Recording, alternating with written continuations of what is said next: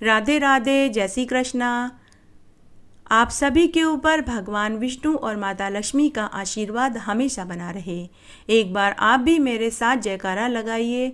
जय हो ग्यारस माता की जय। पुरुषोत्तम मास के कृष्ण पक्ष की एकादशी का नाम परमा एकादशी या इसे दूसरा नाम हरिवल्लभा एकादशी भी कहते हैं। इस परम पावन पुनीत एकादशी के करने से घोर पापों से मुक्ति मिलती है और अंत में मोक्ष की प्राप्ति होती है। इस एकादशी से 5 दिन तक निराहार या संध्या को एक समय भोजन जो करते हैं उसे वैकुंठ लोक की प्राप्ति होती है। इसे ही पंच तीर्थ या पंच विघन या हरिवल्लभा या परमा एकादशी अनेक नामों से जाना जाता है। जो मनुष्य परमा एकादशी से 5 दिन तक लगातार व्रत करते हैं उनके पुण्य का वर्णन तो ब्रह्मा जी अपने 4 मुख से भी नहीं कह सकते। अगर मनुष्य में सामर्थ्य है तो परमा एकादशी से लगातार 5 दिन तक निराहार रहकर व्रत करें। अगर निराहार रहने की सामर्थ्य नहीं है तो परमा एकादशी से लगातार 5 दिन तक रोज शाम को एक समय भोजन करने पर भी उतना ही फल मिलेगा जितना कि पूरे पुरुषोत्तम मास में स्नान करने और व्रत करने से मिलता है। इसीलिए इस एकादशी को पंचतीर्थ, पंचविघन, हरिवल्लभा, परमा एकादशी भी कहते हैं। एक बार बहुत छोटा सा नगर था। उस नगर के राजा का नाम चंद्रहास था। वह राजा अपने राज्य का पालन बहुत अच्छे से कर रहा था। अपनी प्रजा की देखभाल बड़े ही संजीदा ढंग से करता था। राजा अपने नियम और कानून कायदों का पक्का था। सभी काम तय समय पर करता था। उस राजा का एक राजपुरोहित था। राजपुरोहित जो भी धर्म कर्म पूजा पाठ करने के लिए राजा से कहता राजा वही करता था। आए दिन राजा अपने राज्य में भागवत रामायण यज्ञ हवन भंडारे करवाता रहता था। राजा पूजा पाठ में घड़ी 2 घड़ी ही बैठ पाता था क्योंकि उसे राज्य के अन्य काम भी करने होते थे, लेकिन आरती में जरूर शामिल होता था। उसके बाद पंडितों को भोजन कराने, गरीबों और योग्य ब्राह्मणों को दान भी वह स्वयं अपने हाथों से ही देता था। इस तरह समय बीत रहा था। आए दिन राजा को यह समाचार मिलता रहता था कि नगर में अनेक लोगों को भागवत रामायण आदि सुनने से वैराग्य की प्राप्ति हो गई, तो वे घर बार छोड़कर सन्यासी बन गए, तो कोई साधु बन गया, तो कोई साधु संतों की मंडली में भजन गा रहा है, ढोलक पेटी मंजीरे बजा रहा है। इस तरह समय बीतने लगा। अब राजा 50 की उम्र पार कर चुका था। तब एक दिन सुबह सुबह ही एक मंत्री ने राजा से आकर के कहा कि हे महाराज, हमारे नगर का 20-22 साल का युवक भेड़ बकरियां चराता था, तो उसे शिव पुराण सुनने के बाद वैराग्य प्राप्त हो गया, तो वह अपनी भेड़ बकरियों को दान में देकर काशी चला गया और महादेव जी को प्रसन्न करने के लिए हिमालय पर तप करने चला गया। उस दिन राजा सोच में पड़ गए कि भागवत रामायण, शिव पुराण, विष्णु पुराण, यज्ञ हवन मैं रुपए पैसे खर्च करके पंडितों और महात्माओं से राज्य में करवाता हूँ, लेकिन मुझे ज्ञान अब तक क्यों नहीं प्राप्त हुआ और मेरे नगर वासियों में से सैकड़ों लोगों में ज्ञान और वैराग्य प्राप्त हो गया। ये लोग प्रभु भक्ति में लीन हो गए। मेरी तो पूरी उम्र निकल गई, लेकिन मेरे अंदर ऐसे भाव अब तक क्यों नहीं जगे। उस दिन पूरे दिन राजा को न भूख लगी, न प्यास लगी और न ही रात्रि में उसे नींद आई। राजा ने पूरी रात जागकर बिताई। दूसरे दिन सुबह होते ही राजा ने सेवक को भेजकर अपने राजपुरोहित को राज दरबार में बुलवाया और राजा ने राजपुरोहित से कहा कि हे पुरोहित जी, आपके कथना अनुसार ही मैं राज्य में पूजा पाठ यज्ञ हवन करवाता रहा। मेरी पूरी उम्र निकल गई, लेकिन मुझे न ज्ञान प्राप्त हुआ न ही वैराग्य प्राप्त हुआ, जबकि हमारे ही नगर के सैकड़ों व्यक्तियों को इससे लाभ मिला। अभी 2 दिन पहले ही एक 20-22 साल के नवयुवक को भी वैराग्य प्राप्त हुआ, तो वह अपनी भेड़ बकरियां दान कर काशी चला गया और तप कर रहा है, लेकिन मुझे कोई ज्ञान प्राप्त नहीं हुआ। इसका क्या कारण है? मेरे अंदर उन लोगों के जैसे भाव क्यों नहीं जगे? बेचारा राज पुरोहित क्या बोलता? वह नजरें झुकाकर हाथ जोड़कर खड़ा रहा और मन ही मन सोचने लगा कि मैं राजा को क्या जवाब दूं कि उन्होंने कभी 2 घड़ी बैठकर कथा तक तो नहीं सुनी, तो उनके अंदर ज्ञान और वैराग्य कैसे जागेगा। पुरोहित जी सोचने लगे कि अगर सच कह दूंगा तो राजा जी सत्य बात सुन नहीं पाएंगे और हो सकता है कि मुझे पुरोहित जी के पद से ही हटा दे, या फिर नाराज होकर मुझे काल कोठरी में डलवा दे, या फिर यह भी हो सकता है कि मुझे फांसी की सजा ही सुना दे। राजा बार बार राज पुरोहित से जवाब मांग रहे थे, लेकिन राज पुरोहित जी चुपचाप आंखें नीची करके हाथ जोड़कर खड़े रहे। तब राजा ने डांटते हुए लहजे में पुरोहित से पूछा कि अरे पुरोहित, कुछ तो बोलो। तब पुरोहित जी बस इतना ही बोल पाए कि महाराज अब क्या किया जाए। तब अंत में राजा ने दुखी होकर राजपुरोहित से कहा कि अरे पुरोहित, तू मुझे इसका जवाब 3 दिन में दे। अगर 3 दिन में तूने मुझे जवाब नहीं दिया तो चौथे दिन मैं तुझे फांसी पर चढ़ा दूंगा। पुरोहित दुखी मन से घर आ गया। उसकी पत्नी कई दिनों से बीमार चल रही थी। उसकी 20 साल की लड़की सुलक्षणा ही घर की देखभाल करती थी। वही भोजन बनाती थी, वही झाड़ू पोछा चौका बर्तन करती थी। जैसे ही पुरोहित जी घर पहुँचे तो बेटी सुलक्षणा ने कहा कि बाबा, हाथ मुंह धोकर चौके में आ जाइए और भोजन कर लीजिए। लेकिन पुरोहित ने अपनी बेटी से कहा कि बेटी, मुझे भूख नहीं है, तुम मेरी थाली ढक कर रख दो, जब मुझे भूख लगेगी तो मैं भोजन खा लूँगा। दूसरे दिन सुलक्षणा सुबह उठी, झाड़ू पोछा बर्तन आदि करके स्नान करके जब चौके में गई तो उसने देखा कि पिताजी की थाली में भोजन ज्यों का त्यों रखा हुआ था। बेटी ने अपने पिता से पूछा कि बाबा, आपने रात्रि में भोजन क्यों नहीं खाया? तो पुरोहित ने अपनी बेटी से कहा कि बेटी, मुझे भूख नहीं थी। उसके बाद सुलक्षणा ने ठाकुर जी की सेवा पूजा करी, भोजन बना कर के भगवान को भोग लगाया, फिर अपनी माँ को भोजन खिला कर के दवाई दी और फिर अपने पिता से बोली कि पिताजी, आपने रात्रि में भी भोजन नहीं खाया था, अभी आइए और भोजन कर लीजिए। पुरोहित ने फिर से अपनी बेटी से कहा कि बेटी, मेरी थाली में भोजन ढक कर रख दे, मैं बाद में कर लूँगा।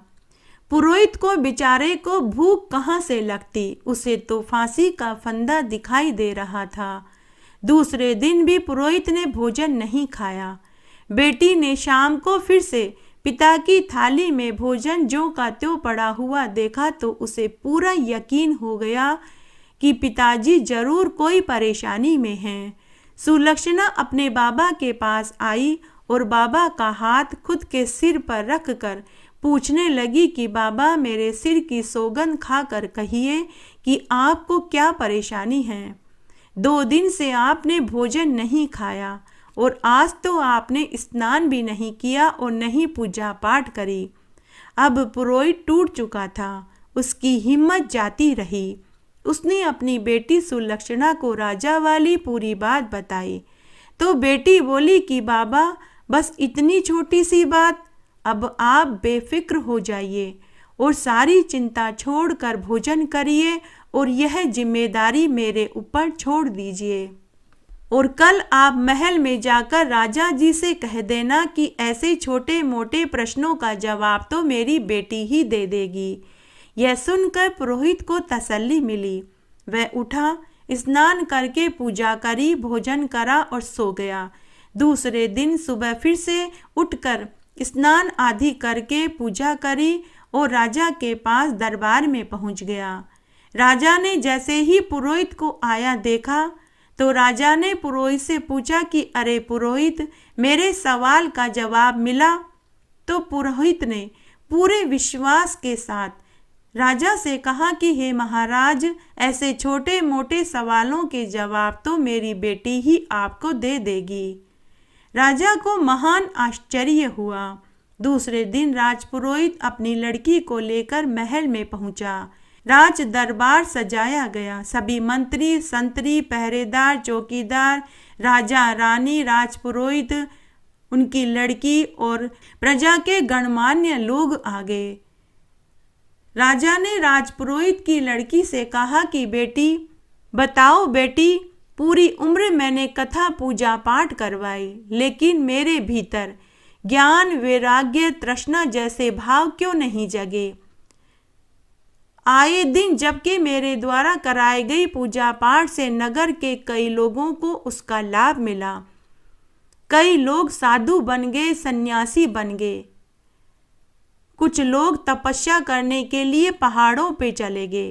कुछ लोग साधु सन्यासियों की मंडली में जाकर भजन गा रहे हैं, ढोलक, पेटी, मंजीरे बजा रहे हैं। तब राजपुरोहित की बेटी सुलक्षणा ने सबसे पहले राज दरबार में सभी बड़े बुजुर्गों को प्रणाम किया, फिर राजा रानी को प्रणाम किया। फिर वह बोली कि महाराज, जैसे एक बच्चा अपना घर बार, माता पिता, भाई बहन, दादा दादी, चाचा चाची, ताऊ ताई, सगे संबंधियों और परिवार वालों को छोड़कर शिक्षा लेने के लिए गुरु के आश्रम में जाता है और अपने रिश्तेदारों को छोड़कर वहीं पर रहता है, जब तक वह पूरी शिक्षा ग्रहण नहीं कर लेता तब तक वह वहीं पर रहकर वेदों का पूर्ण ज्ञान प्राप्त करता है, घुड़सवारी, तैराकी, अस्त्र शस्त्र चलाना सीखता है और तब तक वह घर नहीं आता। वैसी ही परिस्थिति आपके साथ है। राज्य के काम की जिम्मेदारियां, घर परिवार की जिम्मेदारियां उठाने से आपको पूजा पाठ का न तो ज्ञान मिला और न ही आपके अंदर कोई भाव जगा, क्योंकि आपने कभी भी बैठ कर के महात्मा के प्रवचन को सुना ही नहीं, तो आपको कहाँ से ज्ञान प्राप्त होगा? कहाँ से आपके मन के भीतर तृष्णा, वैराग्य का भाव जगेगा? अब इसके लिए आपको एक उपाय करना होगा।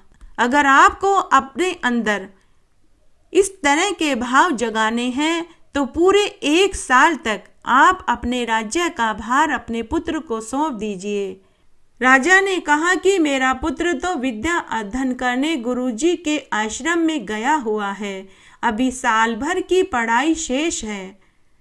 फिर सुलक्षणा ने कहा कि महाराज, फिर आप जिस पर पूर्ण विश्वास करते हो उसे ये जिम्मेदारी दे दीजिए। फिर से राजा ने कहा कि मुझे किसी पर भी पूर्ण यकीन नहीं। तब सोच विचार कर सबकी सहमति से सुलक्षणा को ही राज्य का भार सौंपने का विचार किया गया। तब एक खाली कागज पर राजा रानी, सभी मंत्रियों, संतरियों, पहरेदारों और प्रजा के गणमान्य लोगों के उस पर हस्ताक्षर करवाए गए और फिर उस कागज को एक मंत्री को सौंप दिया गया और सुलक्षणा को ही राज्य का उत्तराधिकारी बनाने की घोषणा कर दी। उसके बाद राज्य के उत्तराधिकारी बनाने की रस्में की गई। सुलक्षणा को दूध, केसर, इत्र से स्नान करवाया गया, रेशमी कीमती वस्त्र पहनाए गए और राजा के सिर से राजमुकुट उतारकर सुलक्षणा के सिर पर पहनाया गया। फिर उसे राज सिंहासन पर बैठाया गया। सिंहासन पर बैठते ही सुलक्षणा ने पहला हुक्म दिया कि राजा के कीमती वस्त्र और गहने उतरवा लिए जाएं और उन्हें साधारण कपड़े पहनाए जाएं और काल कोठरी में भेजा जाए। सुलक्षणा के ऐसा कहते ही राजा रानी सहित मंत्रियों ने सुलक्षणा को मारने के लिए तलवारें निकाल ली। सुलक्षणा मुस्कुराते हुए बोली कि हे महाराज, अरे मंत्रियों, आप सब भूल रहे हैं। आप सभी की सहमति से इस नगर की राजरानी अब मैं हूँ। अब वही होगा जो मैं चाहूंगी। उस समय राजपुरोहित को भी अपनी पुत्री के ऊपर गुस्सा आया। फिर सभी ने सुलक्षणा को भला बुरा कहा। सुलक्षणा के आदेश का पालन हुआ।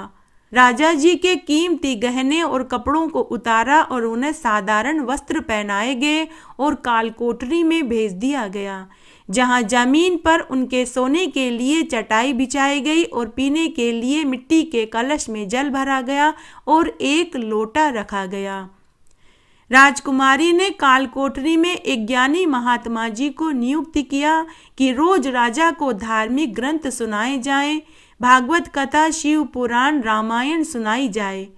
सुलक्षणा ने राजा की मांस मदिरा भी बंद करवा दी। उन्हें 2 समय दूध और 2 समय शाकाहारी भोजन दिया जाने लगा। शुरू के कुछ दिन तो राजा को बड़ी असहनीय पीड़ा हुई, लेकिन 8 दिन निकलते ही सभी चीजें सामान्य हो गई। अब राजा को नींद भी अच्छी आने लगी और भूख भी अच्छी लगने लगी। अब राजा पूरे समय कथाएं सुनने लगा और संध्या उपासना करने लगा। इस तरह 15 दिन निकल गए। 15 दिन के बाद जब एकादशी तिथि आई तो सुलक्षणा ने राजा से एकादशी का उपवास करवाया। एकादशी के दिन राजा को एकादशी की कथा, कहानियां और महात्म्य को सुनाया गया और एक समय खाने के लिए फलाहार दिया गया। चोरी चोरी सुलक्षणा राजा जी को कालकोठरी में देखने जाती थी कि कहीं उनकी तबीयत तो खराब नहीं है। उन्हें भोजन, पानी, दूध, दवाइयाँ समय पर तो दी जा रही है।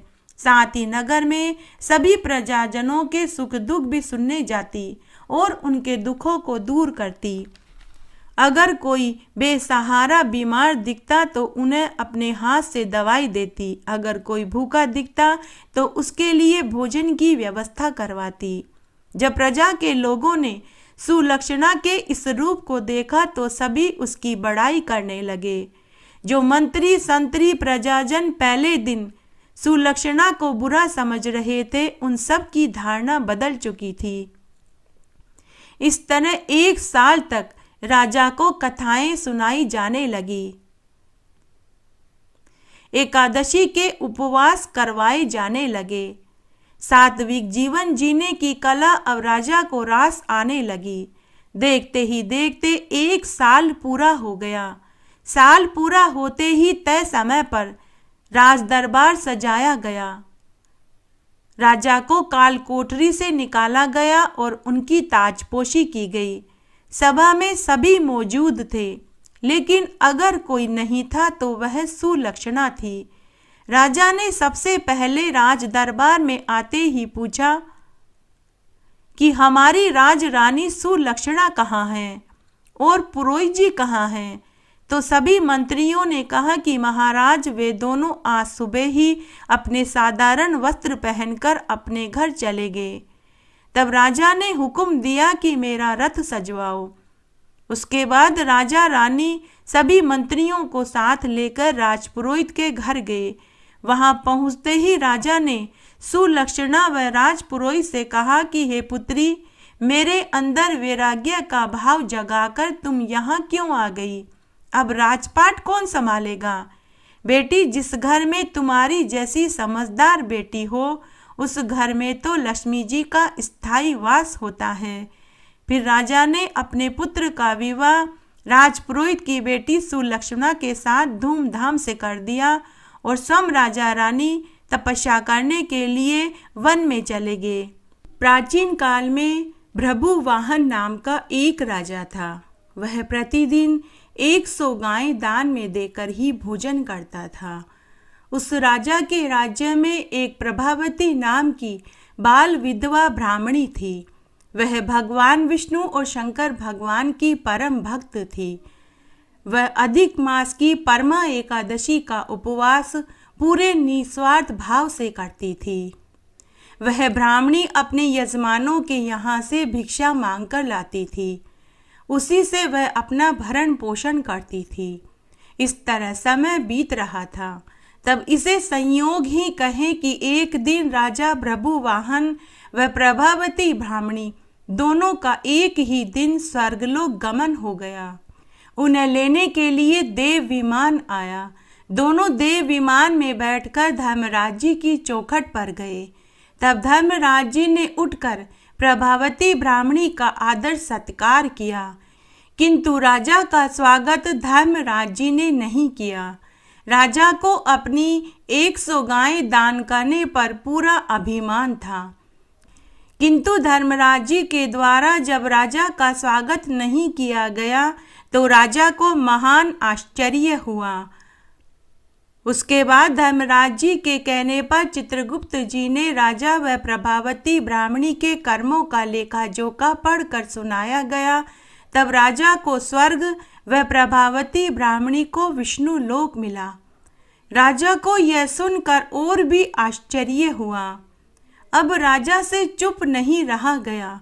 राजा ने धर्मराज जी से पूछा कि हे धर्मराज जी, मैंने पूरी उम्र 100 गायें दान में करी, उसके बाद ही मैं अन्न जल ग्रहण करता था, फिर भी मुझे स्वर्ग और इस ब्राह्मणी को विष्णुलोक क्यों मिला? इसने ऐसा क्या धर्म कर्म व्रत पूजा दान किया? तब धर्मराज जी ने राजा से कहा कि हे राजन, इस ब्राह्मणी ने पूरी उम्र हर तीसरे साल आने वाले पुरुषोत्तम मास में हरिवल्लभा एकादशी का पूरे निस्वार्थ भाव से निर्जला रहकर उपवास किया, इसीलिए यह विष्णु लोक की भागी हुई है। इसलिए प्रत्येक मनुष्य को पुरुषोत्तम मास की परमा एकादशी का निस्वार्थ भाव से उपवास करना चाहिए। जो मनुष्य परमा एकादशी का निस्वार्थ भाव से उपवास करता है उन्हें विष्णु लोक की प्राप्ति होती है। ये परमा एकादशी में जोड़ दूंगी। एक बार एक राजा रानी थी। उनके 2 बेटियां थीं। छोटी बेटी ने जब से होश संभाला तभी से वह हर एकादशी का उपवास करती, भगवान विष्णु और माता लक्ष्मी का पूजन करती और तुलसी जी की पूजा करती थी। छोटी बेटी की महल में और महल के बाहर सभी बड़ाई करते थे, क्योंकि वह बड़ी ही मिलनसार स्वभाव की थी, सभी की मदद करती थी, छोटे बड़े में भेदभाव नहीं रखती थी, बड़ों को आदर करती, छोटों से प्रेम भाव रखती थी। जबकि बड़ी बहन बड़ी ही स्वार्थी और ईर्ष्यालु प्रवृत्ति की थी, वह कोई व्रत उपवास भी नहीं करती थी। बड़ी बहन अपनी छोटी बहन से ईर्ष्या रखती थी। जब दोनों बहनें विवाह लायक हुई तो उन्हें एक बार पड़ोसी राजा का राजकुमार देखने के लिए आया। तब राजा रानी ने अपनी दोनों बेटियों को उस राजकुमार को दिखाया। तब राजकुमार ने छोटी बेटी को पसंद कर लिया और शादी की तारीख भी पक्की हो गई। जब राजकुमार ने छोटी बहन को पसंद कर लिया तो बड़ी बहन पर सांप लौटने लगा। अब तो वह अपनी छोटी बहन से और भी ज़्यादा चिढ़ने लगी। वह अपनी छोटी बहन को मारने के अनेक उपाय ढूंढने लगी।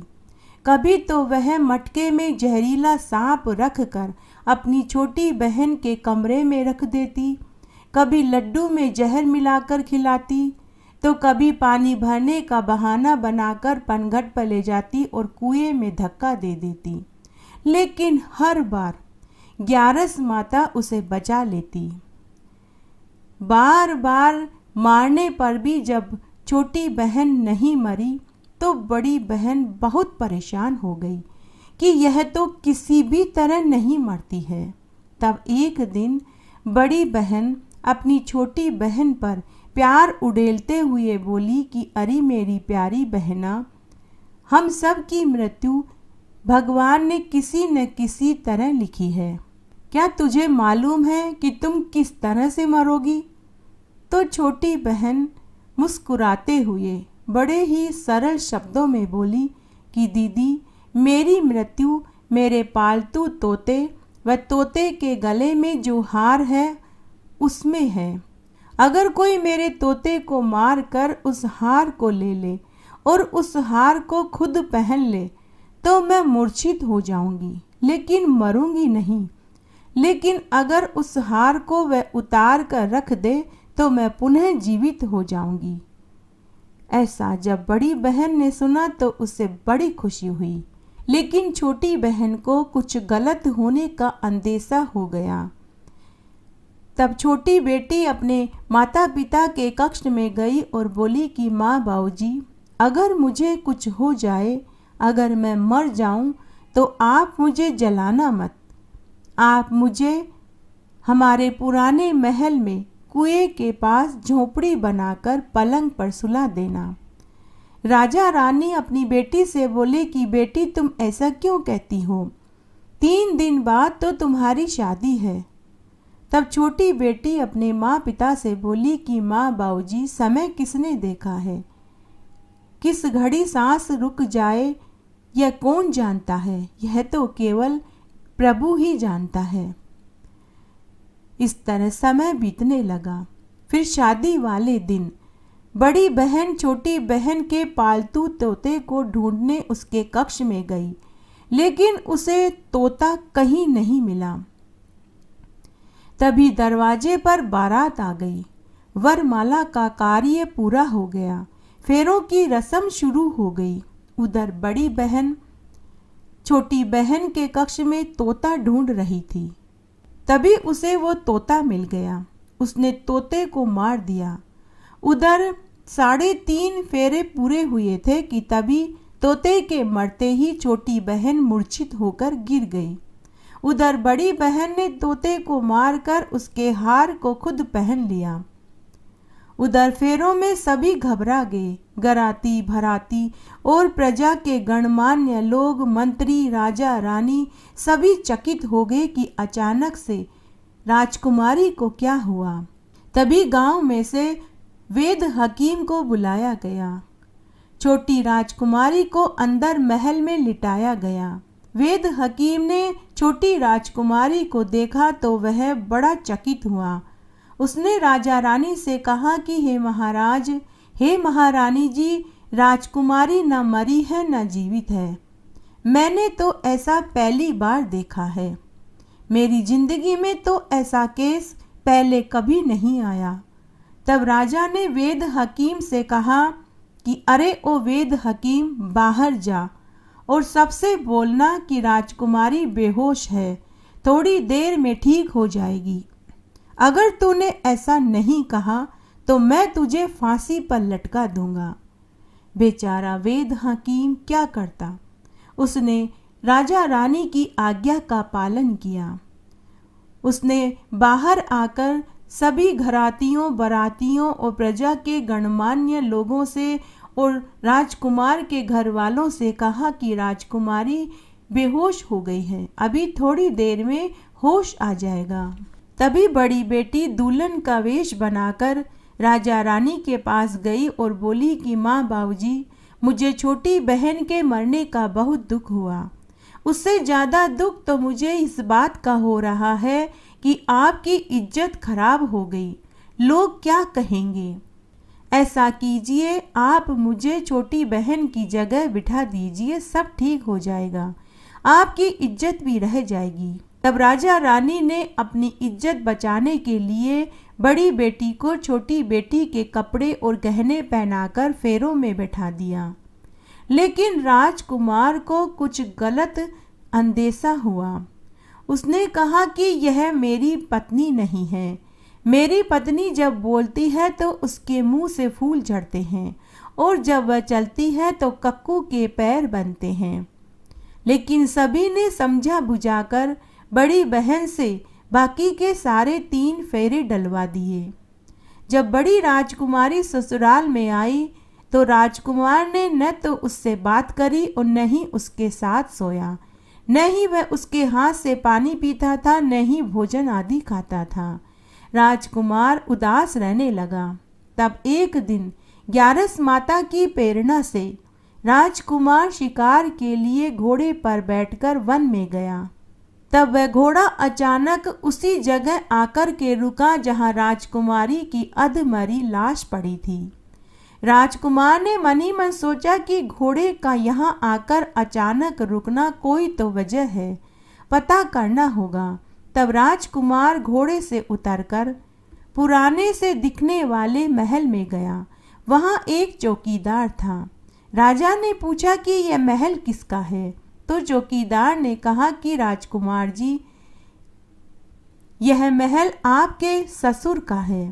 तब राजकुमार ने दूर से ही कुएं के पास खाट पर किसी को सोते हुए देखा तो चौकीदार से पूछा कि उस खाट पर कौन सो रहा है? तो चौकीदार ने कहा कि राजकुमार जी, इसके ऊपर छोटी राजकुमारी जी सो रही है, जो शादी वाले दिन अधमरी हो गई थी।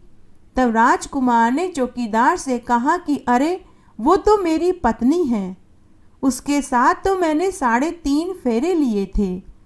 तब राजकुमार ने चौकीदार से कहा कि तुम किसी से मत कहना कि मैं यहाँ आया था, मैं तुझे मुंह मांगा इनाम दूंगा। चौकीदार को धन का लालच आ गया, उसने हामी भर दी। तब राजकुमार ने अपने हीरे मोती पन्नों से जड़े हार को उतारकर चौकीदार को दे दिया और राजकुमार कुएं के पास पहुंचा। उसने देखा कि राजकुमारी अधमरी पड़ी थी। राजकुमार पूरे दिन वहीं बैठा रहा कि अर्धरात्रि में अचानक से राजकुमारी उठकर खड़ी हो गई।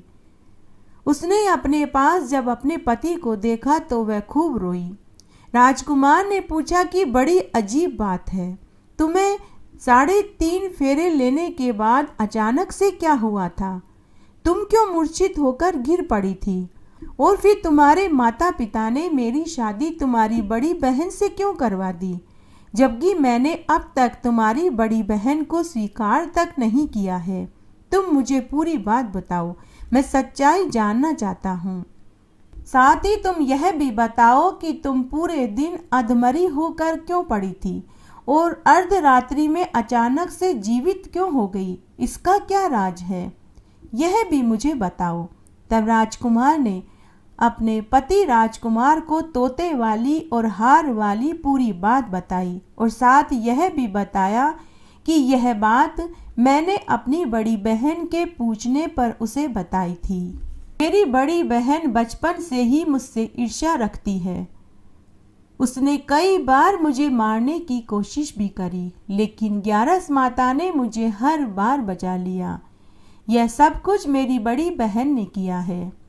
तोते के गले में जो हार था, वह हार मेरी बड़ी बहन पूरे दिन तो पहन कर रखती है और रात में सोते समय खोल कर रख देती है। इसीलिए दिन भर तो मैं अधमरी सी मूर्छित पड़ी रहती हूँ और रात को जीवित हो जाती हूँ। अगर वह हार वापस मेरे गले में आ जाए तो मैं जीवित हो जाऊंगी। यह सुनकर राजकुमार का माथा ठनका। उसने सिर्फ इतना कहा कि कोई बड़ी बहन भी ऐसा कर सकती है। अब राजकुमार छोटी राजकुमारी के साथ ही दिन बिताने लगा। उधर बड़ी राजकुमारी ने दासियों को भेजकर पता लगवाना चाहा कि आजकल राजकुमार जी पूरे दिन पूरी रात कहाँ रहते हैं, लेकिन दास दासियों को कोई खबर नहीं लगी। उधर छोटी रानी को गर्भ ठहर गया। तब एक दिन छोटी रानी ने राजकुमार से कहा कि मुझे बेटा हो या चाहे बेटी हो, लेकिन रात्रि में ही होना चाहिए, क्योंकि दिन में तो मैं अधमरी सी मूर्छित पड़ी रहती हूँ। तब राजकुमार ने कहा कि हे प्रिय, मैं हमेशा तुम्हारे साथ रहूँगा। तब एक दिन राजकुमार किसी काम से अपने महल में चला गया। उधर छोटी रानी को प्रसव पीड़ा शुरू हो गई तो ग्यारस माता को उसने याद किया। तब ग्यारस माता प्रकट हुई और छोटी रानी का प्रसव करवा दिया। उससे बहुत सुंदर पुत्र पैदा हुआ। तभी वहाँ राजकुमार भी आ गया। उसने भी ग्यारस माता के दर्शन किए। ग्यारस माता राजकुमार से बोली कि हे राजकुमार, यह मेरी परम भक्त है। हे राजकुमार, जब तुम्हारा बेटा 5 साल का हो जाए तब तुम बड़ी रानी से हार लाकर छोटी रानी को पहना देना। तब तक मैं किसी न किसी रूप में इसकी रक्षा करती रहूंगी। ऐसा कहकर ग्यारस माता अंतर्ध्यान हो गई। इस तरह दिन बीतने लगे। छोटे राजकुमार 5 बरस के हो गए। तब एक दिन राजकुमार अपने कुंवर से बोले कि बेटा युवराज, तुम यहीं अपनी माँ के पलंग के पास रहना, मैं शहर से कोई काम निपटा कर के आता हूँ। तभी बड़ी रानी की दास और दासियों ने राजकुमार को पुराने से दिखने वाले महल से बाहर आते हुए देख लिया और उन्होंने इसकी शिकायत बड़ी रानी से कर दिया। तब बड़ी रानी ने बच्चे को उठवा लिया और उसके 2 टुकड़े करके, एक टुकड़ा चक्की के नीचे और दूसरा टुकड़ा खुद के पलंग के नीचे छिपा दिया। जब राजकुमार शहर से वापस आया और उसे कुंवर कहीं दिखाई नहीं दिया तो ग्यारस माता से उसने विनती करी कि हे ग्यारस माता, अब आप ही हमारे कुंवर को ढूंढ कर लाकर दीजिए। तब ग्यारस माता ने एक भिखारिन का वेश बनाया और बड़ी रानी के महल में भिक्षा मांगने पहुंच गई। तब बड़ी रानी ने अपनी दास दासियों के साथ भिखारिन के लिए भिक्षा भिजवाई, लेकिन भिखारिन रूप में ग्यारस माता ने दास दासियों से भिक्षा लेना अस्वीकार कर दिया और कहा, मुझे भिक्षा तो राजकुमारी से ही चाहिए, मैं नौकरों के हाथ से भिक्षा नहीं लेती। दास दासियों ने जाकर यह बात राजकुमारी से कही। तब सम बड़ी राजकुमारी भिक्षा लेकर दरवाजे पर आई। तभी ग्यारस माता ने एक बिल्ली का वेश बनाया और अंदर महल में से कुंवर के दोनों टुकड़ों को जोड़कर उसके ऊपर अमृत के छींटे दिए तो वह जीवित हो गया और उसे लेकर ग्यारस माता अंतर्ध्यान हो गई और ले जाकर छोटी रानी और राजकुमार को दे दिया। उसके बाद ग्यारस माता राजकुमार से बोली कि हे राजकुमार, अब समय आ गया है, तुम इसी समय महल में जाओ और हार लेकर आओ और अपनी पत्नी को हार पहनाओ। तब राजकुमार कुंवर को लेकर महल में गए और अपनी बड़ी रानी से बोले कि रानी, यह बच्चा दूर के रिश्ते की बहन का लड़का है, यह कुछ दिन हमारे साथ रहेगा, अगर तुम इसे प्यार से रखोगी तो शायद मेरा दिल भी तुम्हारे ऊपर आ जाए। बड़ी रानी यह देखकर बहुत खुश हुई। अब वह कुंवर से खूब लाड़ प्यार करने लगी, तरह तरह के व्यंजन बनाकर के खिलाने लगी। एक दिन राजकुमार अपने कुंवर के कान में बोले कि बेटा, तुम अपनी माँ से हार मांग लो, हम हार लेकर तुम्हारी माँ के पास चलेंगे, लेकिन यह बात तुम अपनी बड़ी माँ को मत बताना। कुंवर बड़े ही होशियार थे। तुतलाती तुतलाती भाषा में वे अपनी बड़ी माँ से बोले कि माँ, मुझे आपके गले का हार चाहिए। एक बार तो रानी ने हार नहीं दिया, लेकिन फिर उसे अपने पति की बात याद आई। उन्होंने कहा था कि तुम इस बच्चे को अच्छे से रखोगी तो शायद मैं तुमसे प्यार करूं और तुम्हारे साथ रहना स्वीकार कर लूं। तब बड़ी रानी ने हार निकाल कर के कुंवर को दे दिया। कुंवर उस हार से खेलने लगे। तब राजकुमार बड़ी रानी से बोले कि बड़ी रानी, आज हम आपके हाथ का बना हुआ भोजन खाना चाहते हैं, हमारे लिए तरह तरह के स्वादिष्ट व्यंजन बनाओ। बड़ी रानी भोजन बनाने के लिए अपने दास दासियों को लेकर रसोई में चली गई। राजकुमार कुंवर व हार को लेकर घोड़े पर बैठकर छोटी रानी के पास आ गए और आकर उन्होंने हार छोटी रानी को पहना दिया। उधर रसोई में बड़ी रानी बार बार यही सोच रही थी कि आज पहली बार राजकुमार ने मुझसे खाने को भोजन मांगा है, मैं उनके लिए तरह तरह के स्वादिष्ट व्यंजन बनाऊंगी। उधर जैसे ही राजकुमार ने अपनी पहली पत्नी को हार गले में पहनाया, हार पहनते ही वह जीवित हो गई। राजकुमार छोटी रानी और कुंवर को लेकर महल में आए। बड़ी रानी अपनी छोटी बहन को देखकर सब समझ गई। तब राजकुमार बड़ी रानी को लेकर अपने ससुराल में गए और अपने सास ससुर को पूरी बात बताई। राजा रानी को भी बड़ा पश्चाताप हुआ। उन्होंने अपने दामाद से माफ़ी मांगी कि हमारी ही परवरिश में कोई कमी रह गई होगी। तब राजा रानी ने अपनी जवाई से हाथ जोड़कर अपनी गलती की माफ़ी मांगी। साथ ही बड़ी बहन ने भी अपने बहन के पति से अपनी गलती की माफ़ी मांगी। कुछ गलतियां ऐसी होती हैं जिनकी कोई माफ़ी नहीं होती। हे ग्यारस माता, जैसे आपने छोटी बेटी पर पग पग पर मदद करी वैसी सबकी करना। कहानी सुनने वाले की, हुक्कारा देने वाले की और कहने वाले की। घटती हो तो पूरी हो, पूरी हो तो परवान चढ़े, भूले बिसरे नाम तेरे भंडार में भरे। एक बार एक गांव में एक पंडित और पंडितानी थे। उनके 4 बेटा बहू और भरा पूरा परिवार था। खूब सारे पोते पोती थे। वह ब्राह्मण ग्यारस का व्रत करता था। तब एक बार की बात है, पंडित जी का ग्यारस का उपवास था। तब पंडितानी ने पंडित जी से कहा कि हे स्वामी, आज आप अपने यजमानों से भिक्षा मांगने के लिए नहीं जाओगे? घर में आटा, दाल, तेल कुछ भी नहीं है। तब पंडित जी पंडितानी से बोले कि अरे भगवान, तू शायद भूल गई है, आज मेरा ग्यारस का उपवास है। मैं उपवास वाले दिन भिक्षा मांगने नहीं जाता। तो पंडितानी गुस्से से भर कर बोली कि आपका उपवास है, मेरा और मेरे पोते पोतियों का थोड़े ही है। हम सब क्या आपकी वजह से भूखे रहेंगे? तब पंडित जी कुछ नहीं बोले। तब पंडितानी बोली कि या तो आप मान करके लाओ, नहीं तो यह तुलसी का पत्ता लो और अपनी एकादशी का पुण्य ही बेच आओ। उनसे जो पैसे मिले उसी से घर का राशन ले आना। पंडित जी परेशानी में पड़ गए। वे तुलसी का पत्ता लेकर घर से एकादशी का पुण्य बेचने के लिए निकल पड़े। पंडित जी मन ही मन सोचने लगे और बेचैन होने लगे कि कौन मेरी एकादशी का पुण्य खरीदेगा। वे ऐसा सोचते सोचते जा ही रहे थे कि तभी उन्हें 10 साल की एक कन्या मिली। वो कन्या और कोई नहीं, स्वयं एकादशी माता थी। वह कन्या पंडित जी से बोली कि बाबा बाबा, आप कहाँ जा रहे हो? तो पंडित जी बोले कि बेटी, आज मेरा ग्यारस का उपवास है। मेरे घर में आटा, दाल, तेल, गुड़, चीनी कुछ भी नहीं है।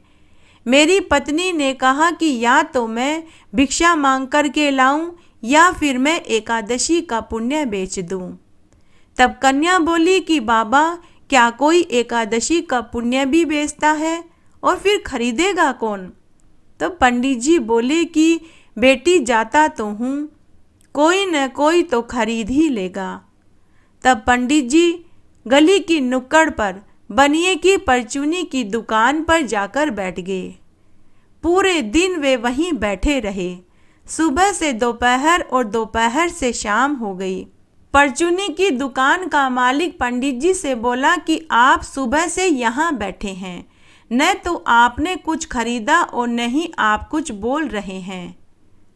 पर एक बात सच है, आज आपके पगफेरे मेरी दुकान के लिए बहुत शुभ हैं। आज बहुत दिनों के बाद मेरी दुकान पर बहुत अच्छी खरीदारी हुई है। लोगों ने मेरी दुकान से खूब सारा सामान खरीदा है। एक ही दिन में मैंने 1 महीने का मुनाफा कमा लिया। मेरा गल्ला पूरा रुपयों से भर गया। पंडित जी, आप बताइए आपका कैसे आना हुआ? तब पंडित जी बोले कि अरे भाई, बताते हुए लज्जा आ रही है। मेरी पत्नी ने मुझे कहा कि या तो मैं भिक्षा मांग कर के लाऊं या फिर मैं तुलसी दल लेकर अपने एकादशी के पुण्य को बेच दूं।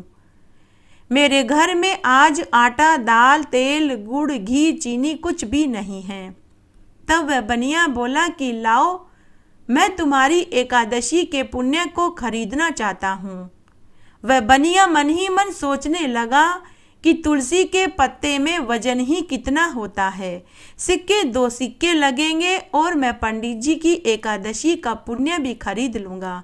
मेरे तो डबल फायदा हो जाएगा।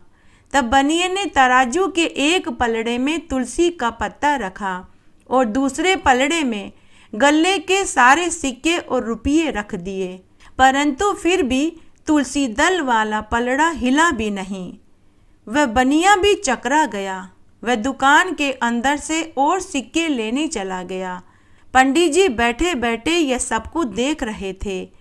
तब पंडित जी सोचने लगे, एकादशी व्रत में इतनी शक्ति है कि तुलसी दल वाला पलड़ा हिला तक नहीं। अब मैं एकादशी के पुण्य को नहीं बेचूंगा। आज मैंने एकादशी व्रत की शक्ति को जान लिया है। अगर आज मैंने अपनी एकादशी के पुण्य को बेच दिया तो मैं बर्बाद हो जाऊंगा। तभी झट से पंडित जी ने पलड़े में से तुलसी का पत्ता उठा लिया। तभी अंदर दुकान में से बनिया भी बाहर आ गया। तब तक बनिया भी और सिक्के और रुपये की थैली लेकर आ गया और बनिया पंडित जी से बोला कि पंडित जी महाराज, क्या हुआ? आपने पलड़े में से तुलसी का पत्ता क्यों उठा लिया?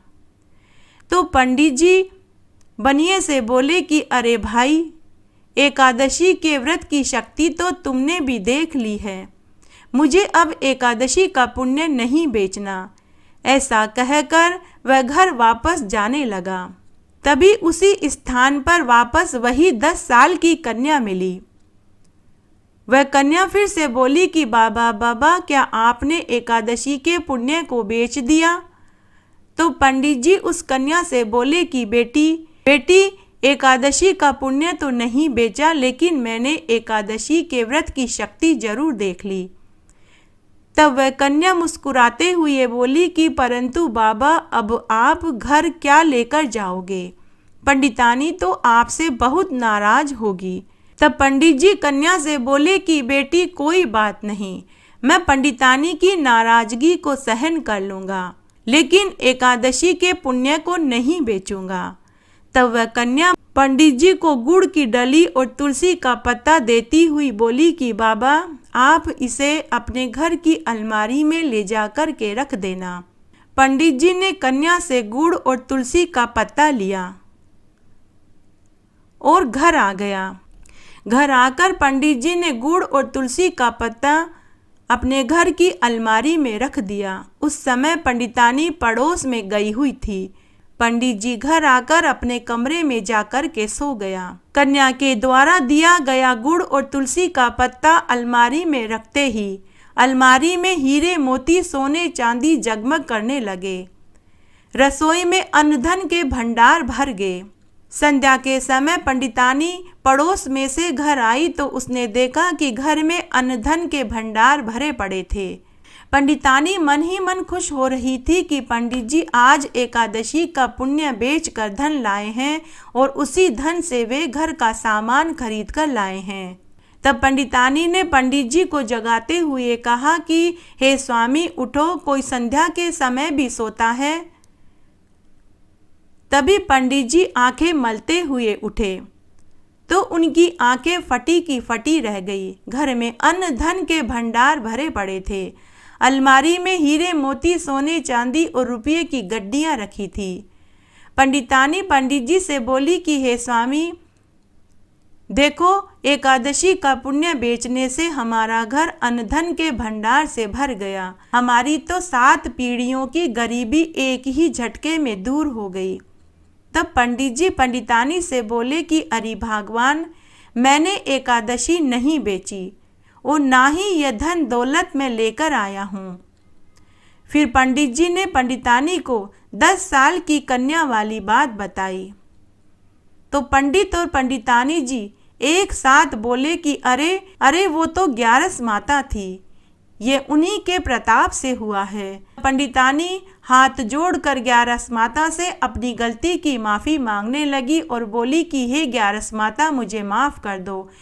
आज के बाद मैं कभी भी पंडित जी को एकादशी बेचने की बात नहीं करूंगी। आज के बाद अब मैं भी जोड़े से एकादशी का उपवास और व्रत करूंगी। उसके बाद पंडितानी भी पंडित जी के साथ एकादशी का व्रत और उपवास करने लगी। 26 एकादशी करने के बाद उन्होंने धूमधाम से एकादशी के व्रत का उद्यापन किया। इस व्रत को करने से वे सभी धनवान पुत्रवान हुए और इस लोक के समस्त सुखों को भोग कर मरने के बाद विष्णु लोक को प्राप्त हुए। गणेश जी की कहानी। एक बार एक राजा रानी थे। राजा रानी की शादी को अनेक बरस हो गए, लेकिन उन्हें औलाद सुख की प्राप्ति नहीं हुई। एक दिन राजा रोजाना की तरह शिकार खेलने के लिए वन में गया। जब शाम को राजा वन से लौट रहे थे तो रास्ते में उनको पुराना मित्र मिल गया। दोनों मिलकर बहुत खुश हुए। तब मित्र ने अपने राजा मित्र से कहा कि हे मित्र, आज तुम मेरे घर भोजन पर चलो। राजा ने इनकार करा, लेकिन मित्र ने कहा कि अरे, आप रानी जी के साथ तो रोज ही भोजन खाते हैं, एक दिन आप हमारे घर भी भोजन करें। मेरी पत्नी और मेरी बेटियां आपसे मिलकर बहुत खुश होगी। तो राजा अपने मित्र के आग्रह को टाल नहीं पाए। तब राजा अपने मित्र के घर गए। मित्र की पत्नी और उनकी दोनों छोटी छोटी बेटियां राजा से मिलकर बहुत खुश हुई। तब राजा और उनका मित्र भोजन करने लगे। तब राजा ने देखा कि मित्र के घर में एक सुनहरी बिल्ली थी जो इधर उधर घूम रही थी और मनुष्य की वाणी बोल रही थी। राजा ने अपने मित्र से उस सुनहरी बिल्ली के बारे में पूछा। तो मित्र ने राजा से कहा कि हे महाराज, बड़ी ही रोचक कथा है। एक बार हमारे घर में एक बिल्ली आई। वह 2 दिन से बीमार थी। मेरी पत्नी ने और मेरी बेटियों ने उस बिल्ली की खूब सेवा करी, उसे दूध रोटी खाने को देती थी। मेरी पत्नी को मालूम था कि वह बिल्ली गर्भवती है। एक दिन उस बिल्ली ने इस सुनहरी बिल्ली को जन्म दिया। जन्म देने के 2 दिन बाद ही वह बिल्ली मर गई।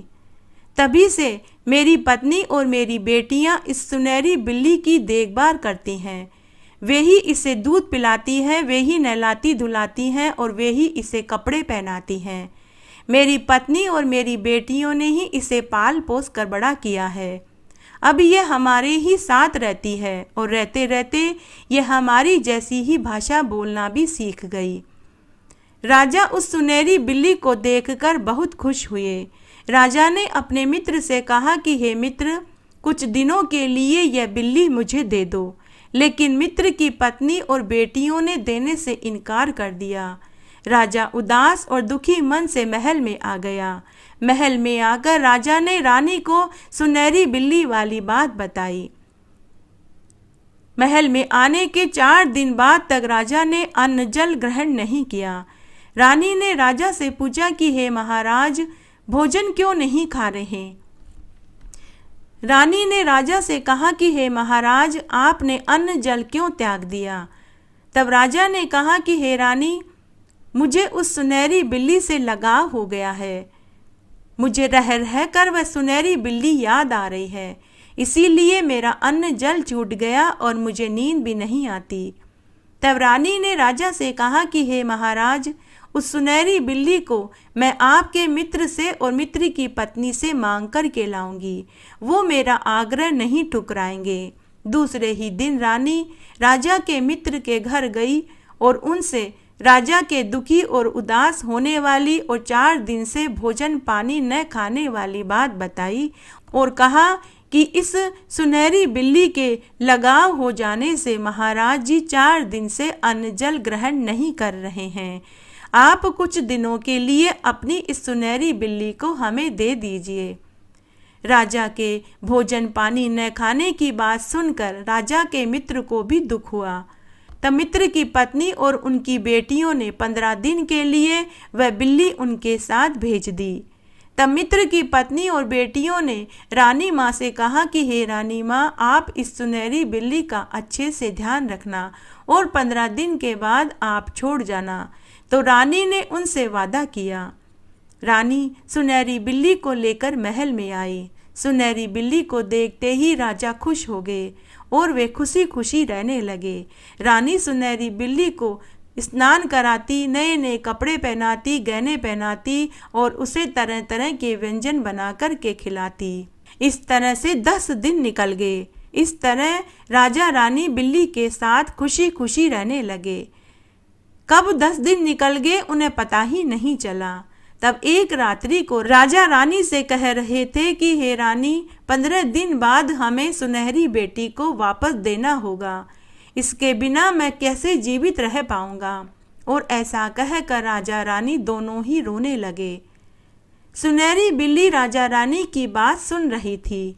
दूसरे दिन बुधवार का दिन था। बिल्ली ने मन ही मन निश्चय किया कि मैं राजा रानी के लिए गणेश जी से औलाद मांग कर लाऊंगी। उसी रात्रि को बिल्ली गणेश जी के पास गई और गणेश जी से राजा रानी के लिए औलाद मांगने लगी। गणेश भगवान बोले कि राजा रानी के भाग्य में औलाद सुख विधाता ने लिखा ही नहीं है, तो मैं कैसे औलाद सुख दे सकता हूँ। लेकिन बिल्ली ने जिद पकड़ ली। बिल्ली बोली कि आप मुझे भाई दे दो, नहीं तो मैं आपकी सवारी चूहे को खा जाऊंगी। बिल्ली कई तरह से गणेश जी से जिद करने लगी। उसके बाद बिल्ली वापस महल में आई। तब तक सुबह हो चुकी थी। रानी माँ रसोई में भोजन बना रही थी। सुनहरी बिल्ली ने रानी माँ से आटा मांगा। रानी माँ ने बिल्ली से कहा कि अरे बेटी सुनहरी, तुम आटे से क्या करोगी? तो बिल्ली ने कुछ नहीं कहा। रानी माँ ने सुनहरी बिल्ली को आटा दे दिया। सुनहरी बिल्ली ने उस आटे से एक छोटा सा बच्चा बनाया, बटन से उसकी दोनों आंखें लगाई और उसी रात्रि को वह गणेश जी के पास गई और बोली कि गणेश जी, ये मेरा भाई है, आप इसका ध्यान रखना, मैं थोड़ी देर में आती हूँ। इस तरह बिल्ली 2 दिन तक गणेश जी के पास वापस नहीं गई। उधर आटे को चूहे खा गए। 2 दिन के बाद बिल्ली गणेश जी के पास गई और बोली कि हे गणेश जी भगवान, मैं आपके पास मेरा भाई छोड़ कर गई थी। आपने मेरे भाई का ध्यान नहीं रखा। अब आप ही मुझे मेरा भाई लौटाइए। तब गणेश भगवान ने अपने ध्यान से पता लगा लिया कि वह आटे का बच्चा था और अब यह बिल्ली सचमुच का बच्चा मांग रही है। बिल्ली की समझदारी से खुश होकर गणेश भगवान ने बिल्ली को एक छोटा सा नन्हा सा बालक दे दिया। बिल्ली बच्चे को पाकर बहुत खुश हुई और अपने भाई का हाथ पकड़ कर के महल में ले आई और राजा रानी को देती हुई बोली कि यह बच्चा मुझे गणेश भगवान ने आपके लिए दिया है। बच्चे को पाकर राजा रानी बहुत खुश हुए और बिल्ली को धन्यवाद देते हुए बोले कि बेटी, यह घर तुम्हारा ही है, तुम कभी भी यहाँ आ जा सकती हो। यह तुम्हारा भाई है, तुम्हें ही इसके राखी बांधनी है और तिलक करना है। फिर बड़े ही दुखी मन से राजा रानी सुनहरी बेटी को उनके घर छोड़ कर आए। हे गणेश जी भगवान, जैसे आपने राजा रानी को औलाद सुख दिया, वैसे सबको देना। कहानी कहने वाले को, सुनने वाले को और हुक्कारा भरने वाले को। घटती हो तो पूरी हो तो परवान चढ़े, भूले बिसरे नाम तेरे भंडार में भरे। इस तरह आज हमने पुरुषोत्तम मास की परमा एकादशी, हरिवल्लभा एकादशी की प्रमुख कहानियाँ सुनी। आशा करती हूँ आपको इन कहानियों को सुनने का संपूर्ण फल प्राप्त होगा। मेरे साथ बने रहने के लिए आपका धन्यवाद। आगे आने वाली कथा कहानियों के लिए भी आप इसी तरह मेरे साथ बने रहें। धन्यवाद।